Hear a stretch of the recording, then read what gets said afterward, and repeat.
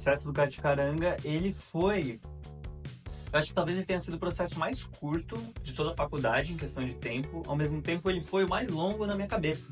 Porque ele foi o processo mais imersivo que a gente já teve. A gente ensaiava todo dia, menos fim de semana, e às vezes de fim de semana também.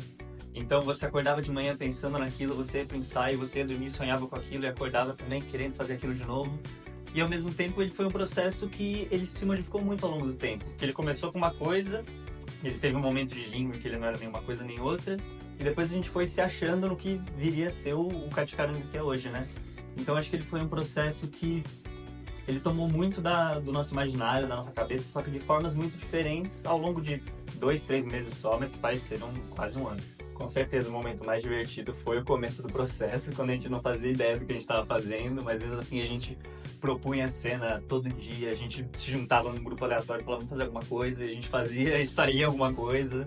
E acho que surgiram coisas muito legais, muito interessantes, mas no fim das contas, Caticaranga pegou tudo isso, misturou e virou outra coisa completamente diferente. Mas foi um momento muito interessante, porque era a combinação da faculdade, assim. Então tudo que a gente aprendeu, a gente usou ali, ao mesmo tempo parecia que a gente não fazia ideia do que a gente estava fazendo, era uma coisa completamente nova. Então foi um momento muito desafiador, mas muito divertido.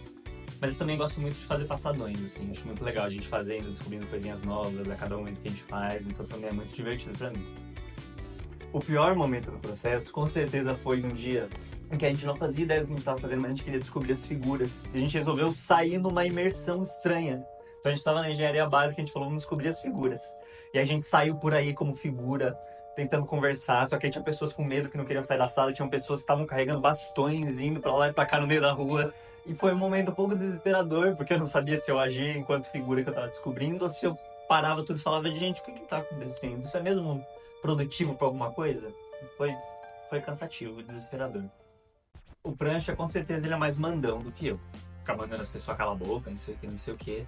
E ele tem uma camada de coragem na frente, assim, de tipo, vambora, a gente consegue. E por trás ele é um grande do medrosão.